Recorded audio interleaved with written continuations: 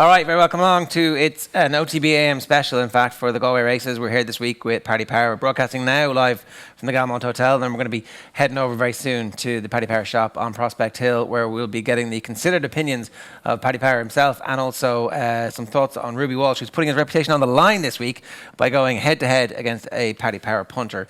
I think it's an interesting dynamic where Ruby gets to go up against a punter and maybe Ruby isn't the expert that maybe he's going to lose this week, is what I'm saying.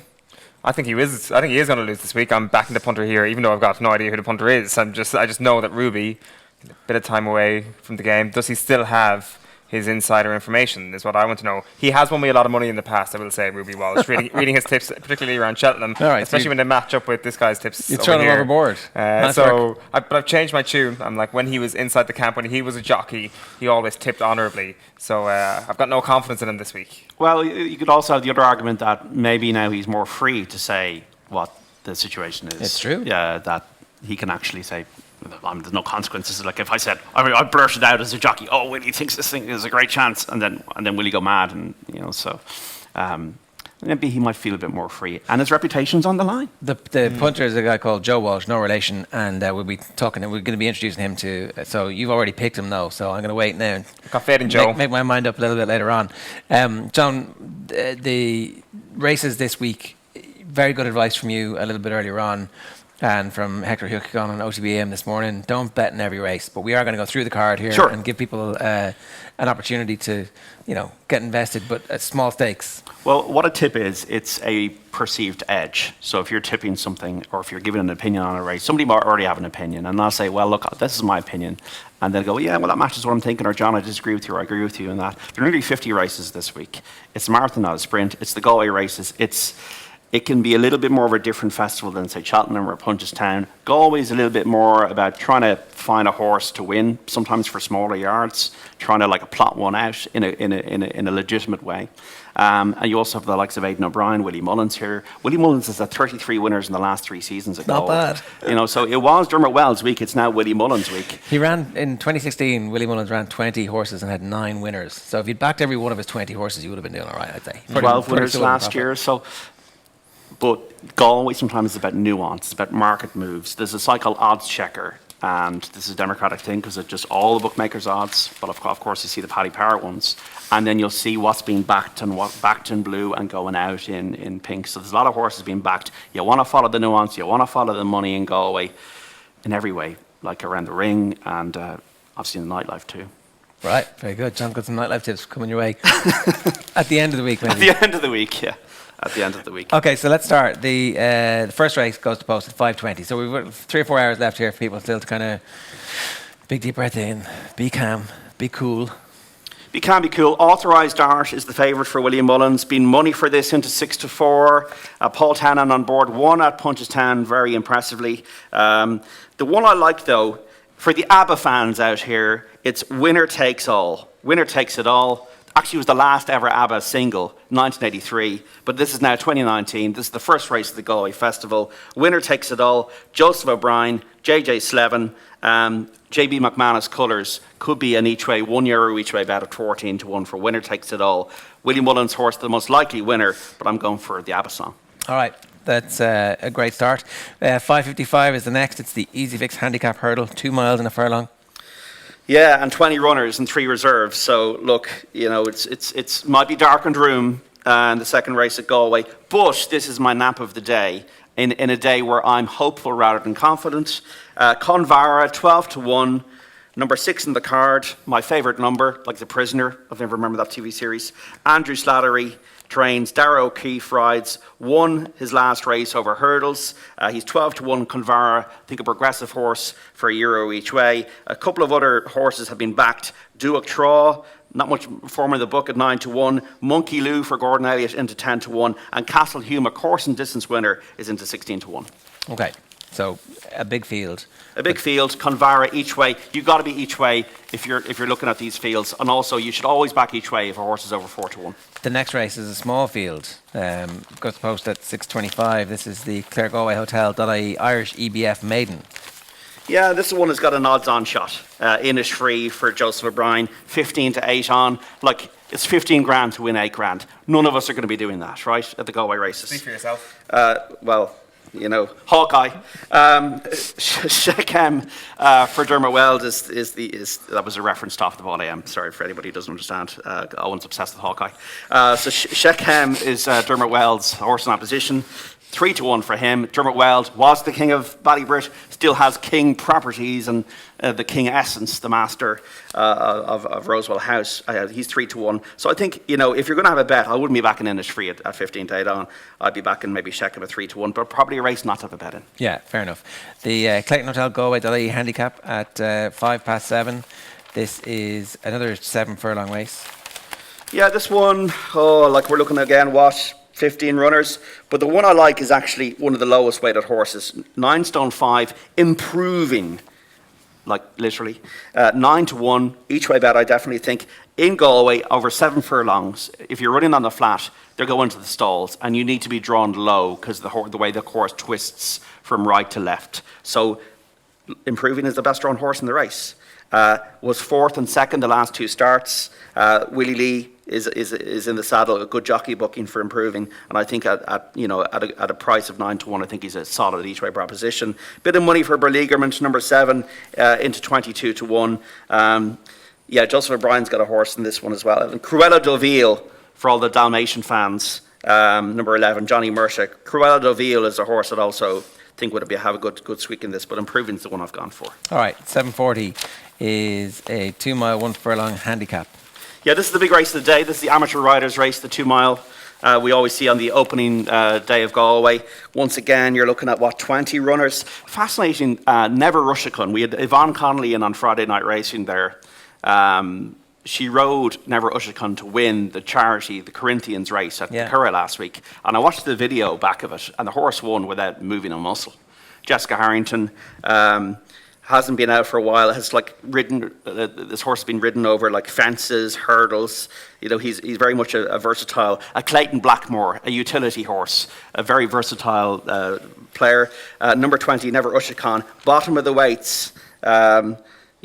Possible overweight by £2, but Never Ushicon is definitely one I wouldn't mind at 18-1 for €1 each way. The other one I liked is Great Trango, number 11. Sometimes I don't have an issue backing 2 horses in a race. It's all about profit. It's not about winning. It's not about losing. It's about profit. So €1 each way on Great Trango, who's a course and distance winner. Money for him into 11-1, and also for Never Ushicon, number 20. There's also money. I'm not backing him for Patrick Mullen's mount, Legal Spin for his dad Willie in the 2 mile handicap. Of course, Patrick, Willie, they'll always be trying to win these big races. He's never won this race. This is the one thing on his. Well, there you go. That's it, and there's money for it. Yeah, into 15-2. That in itself could be a tip. Yeah, and his dad has won it. He hasn't won it. It's kind of one of those last things that he hasn't actually won. Because he won most things. He won the Galway Hurdle last year. So yeah. So that's the narrative around him in that race today. Okay, so let's move on then. The 8:10, which is the second last race of the day, the Aventus handicap. This is 1 mile and 4 furlongs. No bet is my recommendation in this. I think it's very trappy. Money for Building Bridges, which we all want to do in life, 15-2. Switch Around is the favourite for Dermot Weld. Of course, has great records, and he's got the Switch Around is an improving type in the colours of Moyglaire Stud Farm, and he's the 9-2 favourite. A bit of money for Millswin as well. But Building Bridges and Switch Around, attracting the filthy lucre. But Switch Around, if you're going to put a shotgun to my head, which you're not going to do, I'd probably pick him, but I'm not going to pick anything in this. Let me ask you this. If you're in the parade ring and it's 8 minutes past 8 and they're going to post at 10 minutes past 8 and you see a wad of cash coming in for a horse in that race, what do you do? Depends who it is. But then I'd probably leave it unless if I've got a view on something and then that view is confirmed by the market, then I'll wait in. You said always follow the money. Yeah, but we also have to have a degree of a view as well. But if the money confirms your view, then you go in. All right, in the last race of the day, risk factor? It's a bumper. Risk factor to win, 11-8. Second to Ballon Robe the last time. Joseph O'Brien, a good amateur on board. Risk factor, 11-8. Bit of small money for Soldier Hill, Gordon Elliott, Jamie Codd. They're a bomb-proof combination and bumper seat. A bit of money for him being able to 16-1. Will need to improve in his last run. Risk factor sets the standard, but it is like the last 2 races, they're trappy races. That's why I prefer the horses that kind of, the 2 I mentioned earlier on, improving at 9-1, and then Convara at 12-1. I think this is a day to be making money. The way you make money today is actually out of each ways, rather than lumping it on in as free or risk factor. Yeah, and not betting when you don't have a proper view. Right, so that's our bit from the Galmont Hotel. By the miracle of bilocation, we are also now live also from the Paddy Power shop on Prospect Hill. OTBAM is on tour this week with 2 specials from the Galway Races every afternoon. Make sure you're staying tuned to our social channels at Off the Ball on Twitter, facebook.com/Off the Ball, and of course youtube.com/Off the Ball. All right, you're very welcome along to the Prospect Hill Paddy Power. We're here for Ruby versus Punter. We're going to get Ruby on in a couple of minutes. Paddy Power has joined us. Paddy, how are you? I'm great, Chair. How are you getting on? Very welcome to Galway. Thanks very much. Yeah, I had the trepidation of the drive down. You're going to go, oh God, here we go another Galway. Oh, I'm nervous, but when you get here, though, it's great to be here. Yeah, we also have with us Joe Walsh, who's no relation to Ruby Walsh, who's a punter, who's a veteran of Galway, and who I presume has no trepidation today. None whatsoever. You love this. Love this. You love the fact that you're going up against renowned tipster Ruby Walsh. My name is going to be over the door tonight. It was once, Joe. By the end of the week. By the end of the week, it will be, though. Yeah. Tonight. Well, it's straight away off the bat. You don't get them the first day, you won't get them the second day. I like the trash talking straight off the get-go here. Paddy, what is it about Galway that makes some people have the fear before they've done anything to generate the fear? Yeah, I think it's every part of Galway requires commitment and stamina. And it's like you need a little bit of organisation in advance to get yourself set. And then when you get down here, it's hard. It's hard to pick winners, like it really is. I mean, it's competitive racing. There's horses that have been lined up for Galway for quite a while, and every single race you say, oh, this fella, I saw him the last time, and geez, I thought he might come on for that run, and all that kind of stuff in every race. So it's hard. And then, of course, obviously, it's amazing crack. And if you're here for a few days, you got to learn how to pace yourself, because yourself. I know you'd be very well behaved, Jer, but when you were young, exactly. Do you remember that? Do you remember when you were young? I do. Yeah. I remember you were good crack. I do. Then you might have had a few nights that just didn't really end. Exactly. They were good nights. Eoin, on the other hand, is still young actually, and could do with a little bit of advice. Well, I'm wondering, what is the worst state a human can get into over 5-6 days consecutively of this? What is the limit? What is the actual limit? Well, I think if you just head out to Eyre Square at maybe about 3 a.m, you'll see.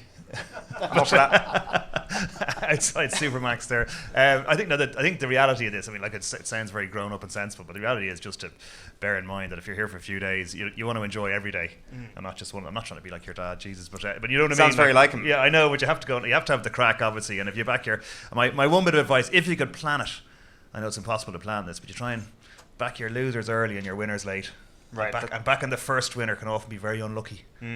So I've heard. That's a good bit of advice. Before we get into all of this, Joe, you've got pedigree in terms of these sort of competitions, in terms of winning big prizes, in terms of being on the biggest stage of them all. I understand on the Late Late Show you won an around the world trip. What? No, I was second in that. Oh. It's around Galway trip. Great research, Owen. Thanks for bringing it up, Owen. Yeah. Just giving Ruby a bit of a boost there. So is there a story to this, or was that it? That's it. So you didn't win the around the world trip? No, it was a Late Late Show going back a few years ago, and it was the prize was trip around the world, and it was a quiz on the thing, and it was whoever pressed the button first and answered the question, and fella pressed it first and he won. The rest of us were well treated, but we didn't win the trip around the world. Do you remember the question? Has it been burned into your mind? Yeah. Who reached the moon first? As in the moon first. What country reached the moon first? All right. And it was America. Well, they weren't. Well, Russia were in space first, weren't they? They were, yeah. Yeah, not on the moon, but it was.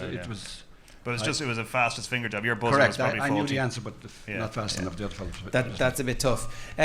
Let's go through the card a little bit. We're going to get Ruby on. So, sorry, I should explain exactly how Ruby versus Punter is going to work. So every day in the show, we're going to get Ruby on. We're going to get Joe on. They're going to have a virtual €100 to spend, and whoever wins at the end of the week is obviously the winner.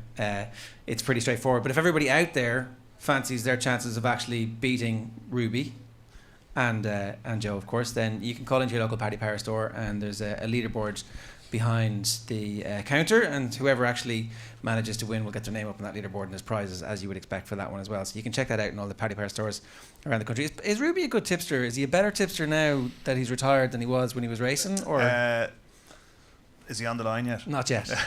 He is. But He is on the line. genuinely, he's obviously knows a lot about racing. He's got pretty vast experience, and I think he's possibly a better tipster now because he would probably study harder when he's riding, because he used to be a very, very avid student to make sure he knew everything about every horse in the race he was up against to plan his tactics. But I would say now he might have a less coloured view of things, so he might have a more broad opinion. Well, let's put that to him. Ruby Walsh, good morning to you. How you doing? Good lads, yourselves. Are you a better tipster now that you have less emotional involvement in the races? I wouldn't think so. The only tip I had at the weekend actually was Waldig East in the King George each way, so that paid well. Okay. We see you're on the golf course there, having a tough time. I am fulfilling a golf game that was bought 18 months ago at a charity auction actually. Very good. I know you hate to talk about your charity work, Ruby. No, look, there's a round of golf sold at a fundraiser for a former colleague of mine, John Short. So I'm playing here with AP and Conor O'Dwyer and gentleman Hugo Kane who bought it. Very nice, very nice. Tell us a little bit about your recollections of Galway. Obviously, it's very different from the recollections of the punters who go completely wild. It is wild, and the crowds are amazing, and it's obviously a huge event in the racing calendar. It seems to take on a life of its own. Was that something that the jockeys experienced? Were you able to feed off that energy from the crowds? A little bit, but I suppose Galway is very unique. The standard of racing, other than the feature race every day, is only okay. But it's very competitive, big fields. It's a hard enough place to ride winners, so I imagine it's a pretty hard place to tip winners and definitely back them.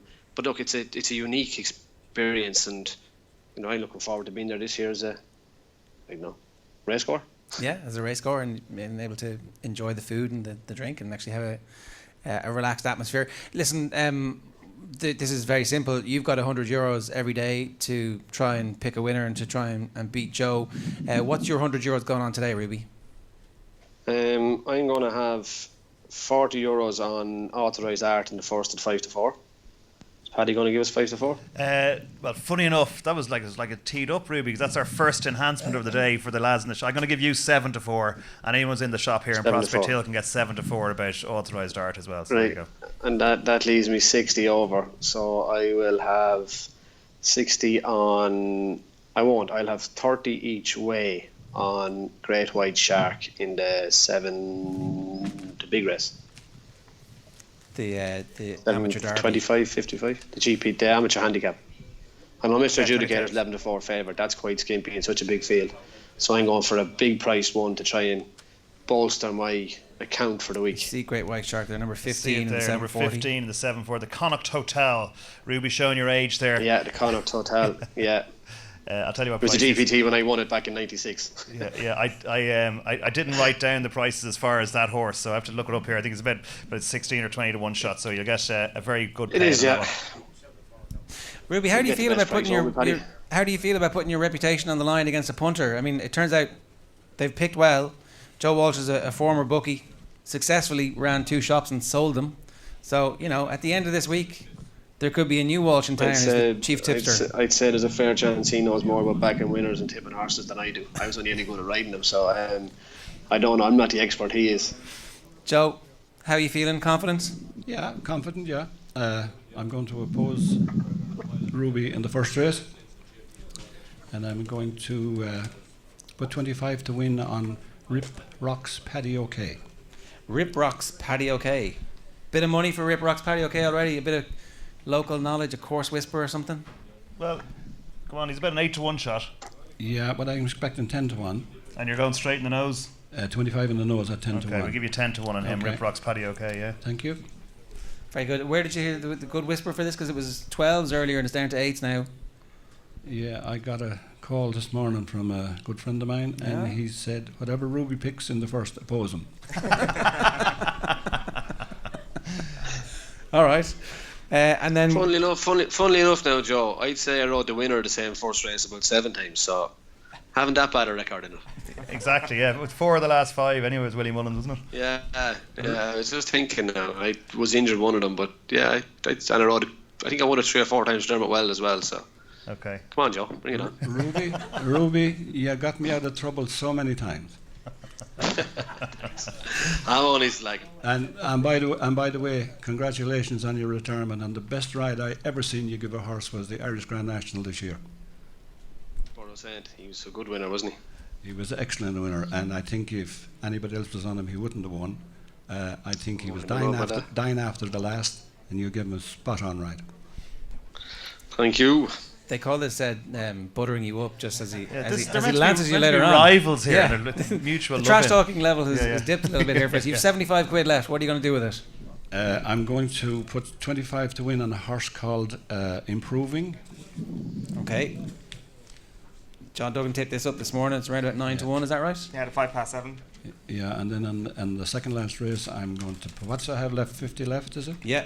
I'm going to put 25 each way on a horse I seen running in Killarney a week ago called Millwyn, Joseph O'Brien, and I think he's 6 to 1, and he'll give me 7s. Okay, well there you go. You understand the odds better than me, Joe. So 7 to 1 Mills win, and Improving, it's always only 13 to 2 shots. We give you 7 to 1 him as well. There you go. Ruby, how's the golf game and how's AP's golf game? The two of you obviously need to get a bit of practice in before the Pro-Am.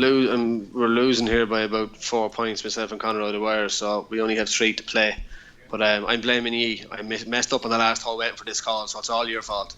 All right. Well, we'll let you get back there. You need to get some practice in before the JP Pro-Am. Thanks very much, Ruby. Yeah. And I've got to get to Galway, and I'm actually in Kildare now, so we'll talk later.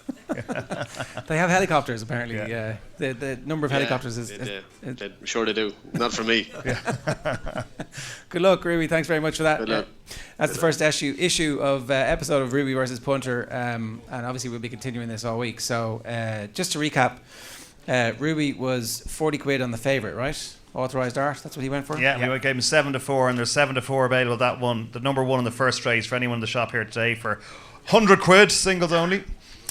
That's There's always T's and C's. That's but that's not bad. Yeah. I mean, this is a race that he said that he's won for Willie Mullins loads, but Willie Mullins wins this race every year. And the other thing about this one, the reason why I would agree on is that record in the race, but also I think they love, trainers and the connections love that kind of record of come back to win the same race. They sometimes say this would be a lot of summer horses in here, and this could be a winter horse, which would mean he's probably a stronger horse. So I think that he's a justifiable favourite, to be honest. And so has been prepared for this one all year long. When you're looking at something like Rip Rock's Paddy, are you a little bit nervous when you see a price moving like that so viciously early in the day? Not really. I mean, I think, it's like Ruby said it there. He's trying to be politically correct. But the reality is, some of the Galway races are pretty shallow.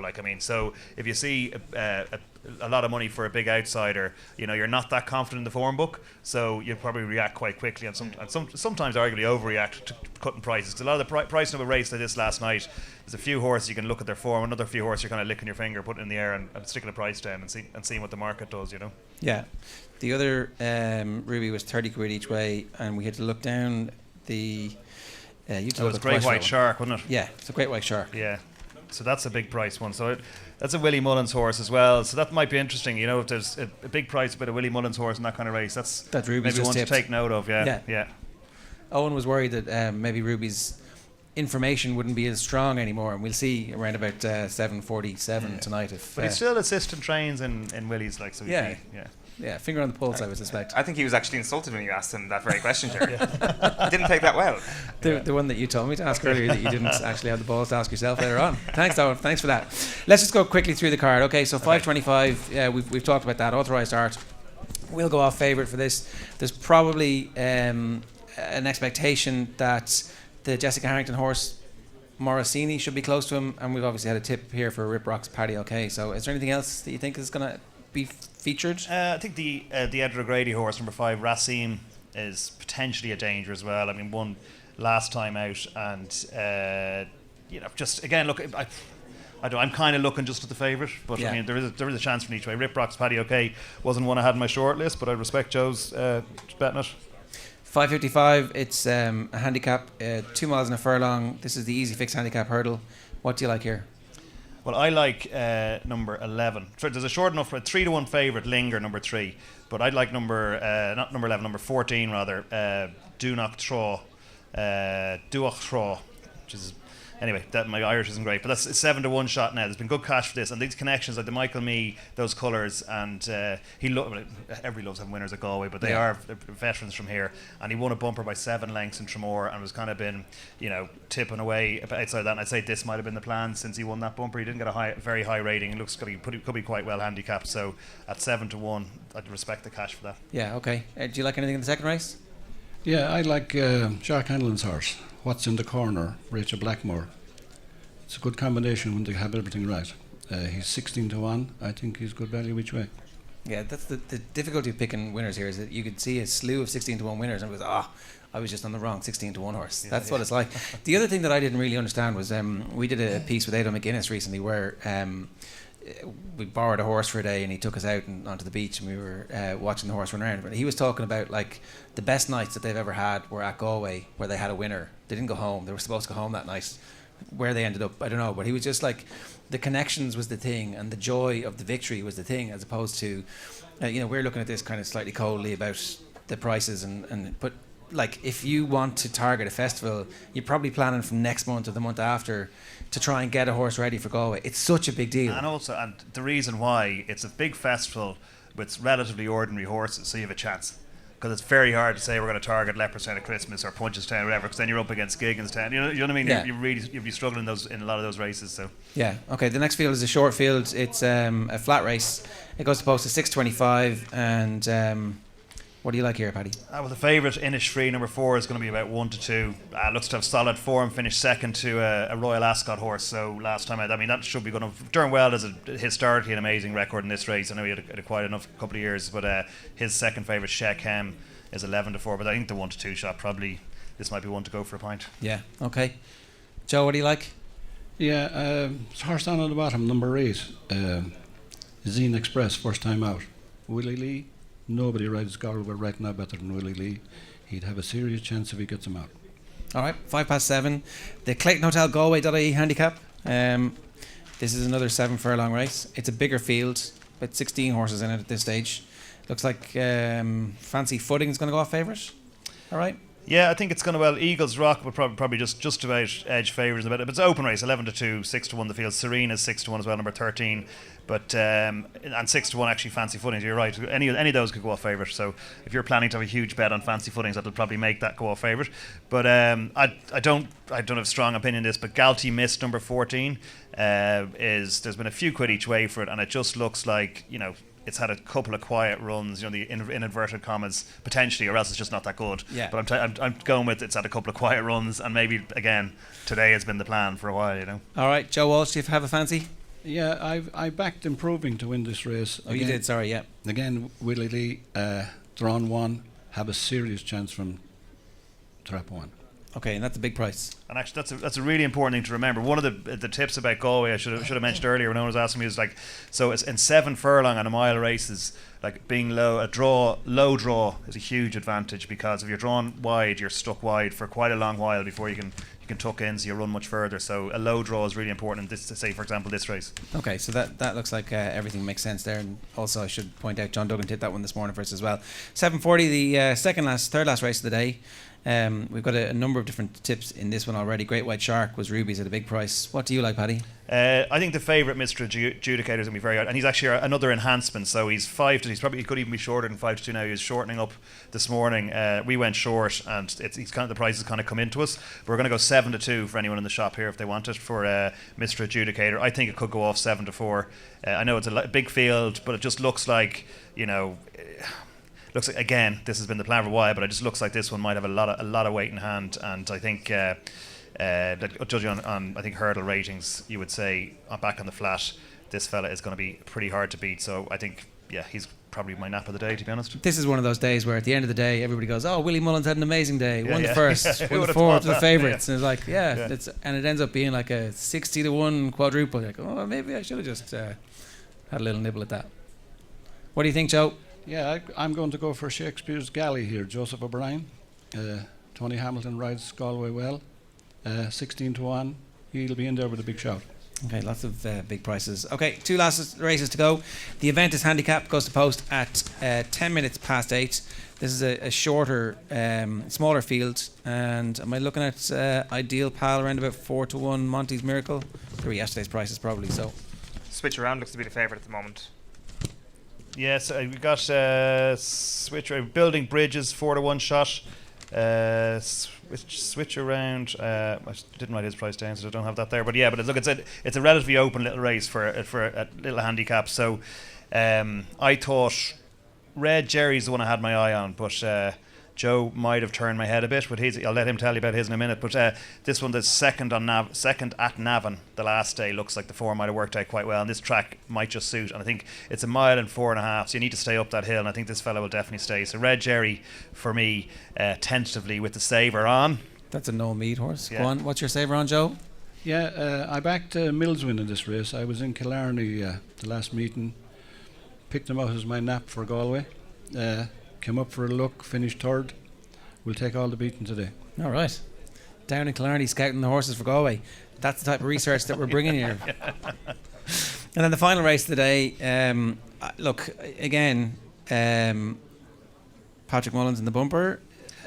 Or not? Well, look, the risk factor number 12 is going to be favoured. About 5-4 at the moment. I think it might drift a bit actually. Then Think Positive, Patrick Mullins is 11-4. Now the two of those were beaten. Well, risk factor was odds on, and Think Positive was even money. Both beaten favourites the last day. So I've got my eye on Russian Diamond for Emmett Mullins. So, it's a yard that can pull off a touchdown here. He finished 6th in a really hot race at Leopardstown, a bumper at Christmas, and that race would be like infinity better than this race. So finishing 6th in that might be the strongest form on offer. He's a 4-1 shot. I think, I'd be trying to take a chance on Russian Diamond. Okay, so Russian Diamond in the last. That is number 4. What do you like in the last, Joe? Yeah, I think the favourites to get out in the last, I think risk factor will win. All right. And on that note, that's our show done for today. We're going to be back on OTB AM tomorrow at 7:30. We'll be analysing how the lads do on tomorrow's show, which is coming from the Prospect Hill shop, Paddy Power, Prospect Hill shop tomorrow again. So if you're here around noon, there might be some more enhancements tomorrow as well, Paddy. I think there might be, Jar. Hey, there you go. We actually have one more to tell the lads in the shop about today, actually. For the Galway Hurdle, if you really want to get in early, it's Band of Outlaws. He was... I think he's 5-1. We're going to make. Yeah, he's 5-1 at the moment. We're going to go 13-2 for the lads in the shop today. 100 quid singles only. Yeah. There you go. Don't tell you we never give you anything in this show. We'll see you tomorrow at 7:30. We'll be back here around lunchtime tomorrow on all of our social channels. Until then, best of luck.